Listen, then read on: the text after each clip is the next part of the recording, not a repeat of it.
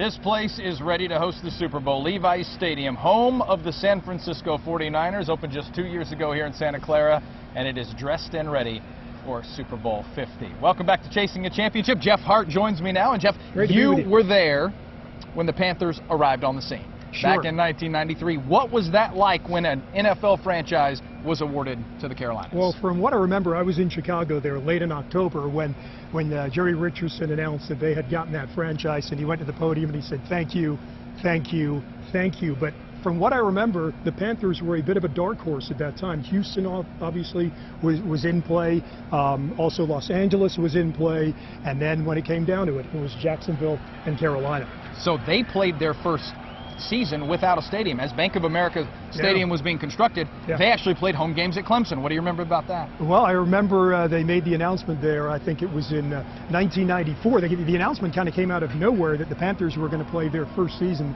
in Clemson, of course, as they built the Bank of America Stadium. And so their first game, their first win, I should say, in Memorial Stadium in the preseason was against the Denver Broncos. Well, how about but that? Their first game ever was in the Hall of Fame game in Canton, Ohio against the Jacksonville Jaguars. Anyway, they went 3-2 in that preseason, and you thought, okay, maybe they've got something here. Then they went 0-5 to start the season.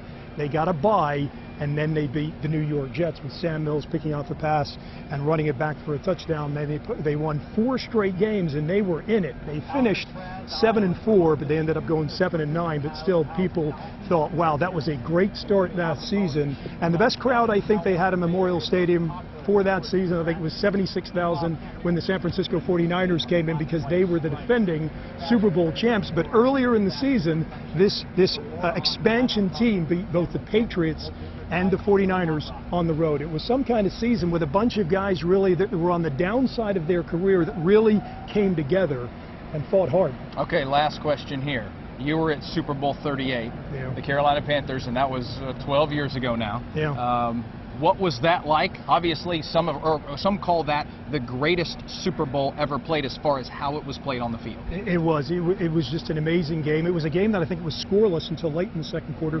And then there was a kind of a bunch of scoring, and then they went in the third quarter, kind of a bit of a lull, and then a bunch of scoring once again. It was just a tremendous game with the Panthers going down the field late and tying the game. And then unfortunately, John Casey, who was just a tremendous place kicker for the Panthers, kicked the ball out of bounds, and that gave the Patriots the ball at the 40, and they didn't have to get far to get Adam Vinatieri in range. He kicked the 41-yarder, and the rest is history. But that one hurt.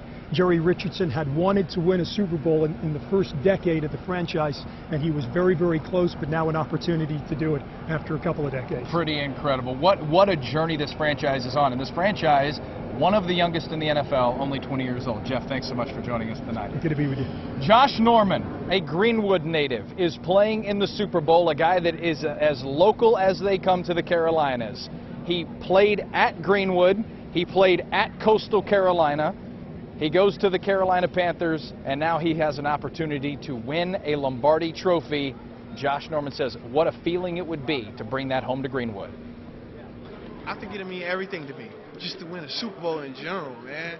And then, bring it back home and, have that Lombardi Trophy immortalized for life, man. That's what I said earlier, and that's something that it would never, ever be able to take away from us. We're talking millions of dollars. Pretty incredible there. Yeah, Norman, one of a handful of local players. I know we did a little switch here. Out goes Jeff Hart, in comes Mark Dofer. But there are a lot of local connections to our area and to right there in the Carolinas, not just our team in the Carolina Panthers, but I'm talking about guys that are from our area that will play in the Super Bowl. Absolutely, and that's one thing that this team has always done a great job at is staying a little bit grassroots. They've always had some guys with some local ties on this team. Of course, you mentioned Josh Norman.